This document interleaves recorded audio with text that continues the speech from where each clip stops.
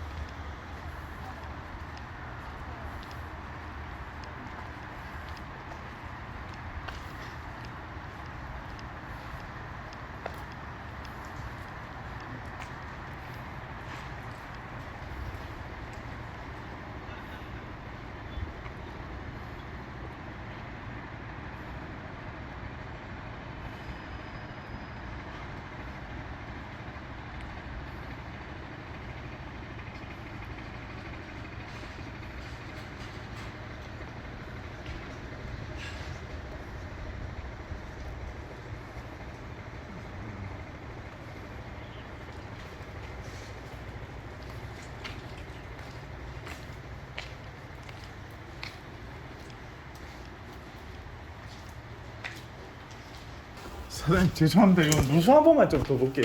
이게 좀 심각하면 공사가 좀 문제가 있을 것 같아서. 공사해야죠. 공사를 무조건 해야 됩니까? 예. 이 건물 자체가 너무 오래돼서 예. 이렇게 가면 안 돼요. 그러면 물이 뚝뚝 떨어집니까 위에서? 아니요, 물이 떨어진 게 아니고 벽에서 물이 새어나와요. 아, 벽에서 물이 새어 나온다. 이 누수를 못 잡겠네요. 아, 그러면 이게 저 비가 오는 날에 실제로 물이 이렇게 나오는 게 보입니까? 예. 그래서 벌레도 깔아놓고 이 전기선이라서 밑에 닫혔잖아요. 예. 예. 물이 계속 나와가지고. 천장에서 떨어지지는 않아죠. 아, 고맙습니다. 예. 예.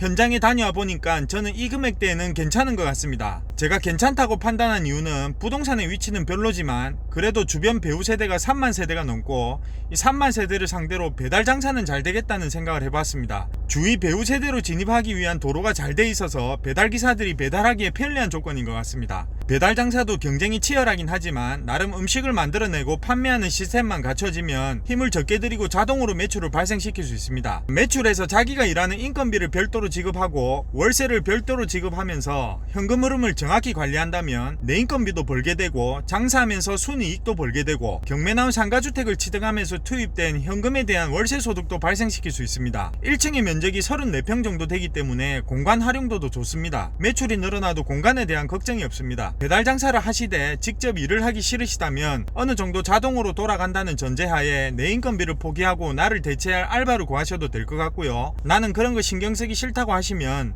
1층을 주방으로 깨끗하게 수리한 후에 반으로 쪼개서 월세를 줘도 될 것 같습니다. 배달 매장의 특성상 월세를 많이 받지는 못할 것 같습니다. 그래도 깨끗한 17평이라면 월세 한 60만원 정도는 받을 수 있을 것 같습니다.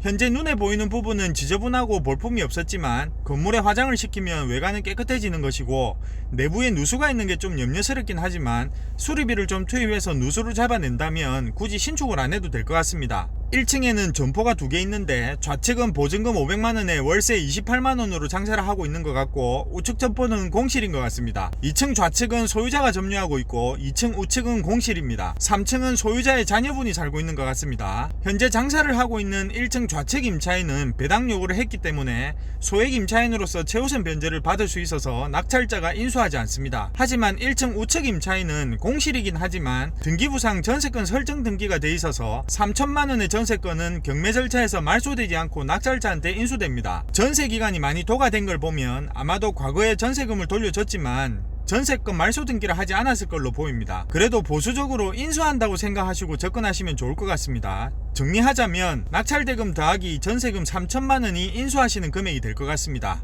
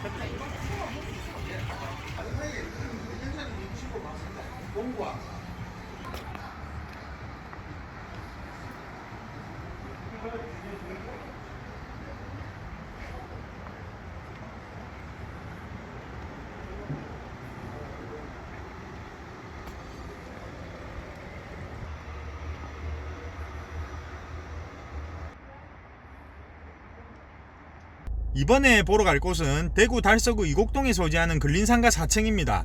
대지 사용권은 12.7평이고 전용 면적은 41평입니다.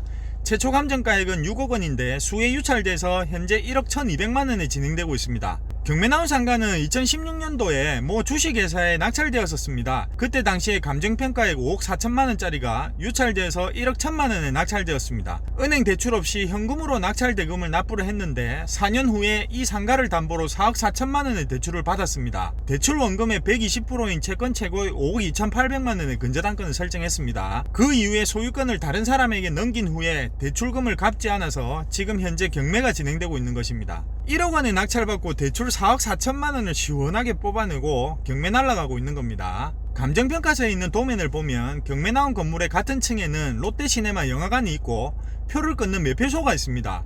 일단 같은 층에 롯데시네마 매표소가 있어서 위치만 괜찮으면 지금 가격으로는 해볼만 하다는 생각도 드는데 일단 현장에 가보도록 하겠습니다.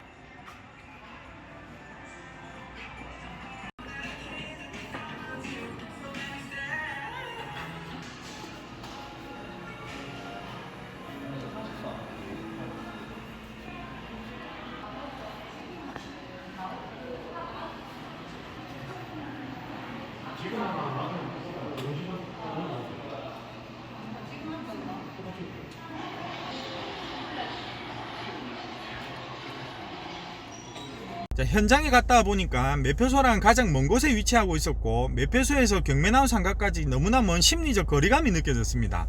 사람들이 경매나우 상가까지 올 것 같지는 않습니다. 그리고 관리비 체납도 3천만원 정도 된다고 합니다. 옆가게 사장님한테 물어보니까 월세는 50만원 정도는 가능하겠다고 하십니다. 낙찰받고 일정한 시간이 지나면 낙찰 금액이 아닌 최초 감정가의 기준으로 대출을 일으킬 수 있습니다. 1억원에 낙찰받고 4억 4천만원 대출금을 받아내실 수도 있겠습니다. 전전 소유자처럼 그렇게 하실 분도 있으시겠죠.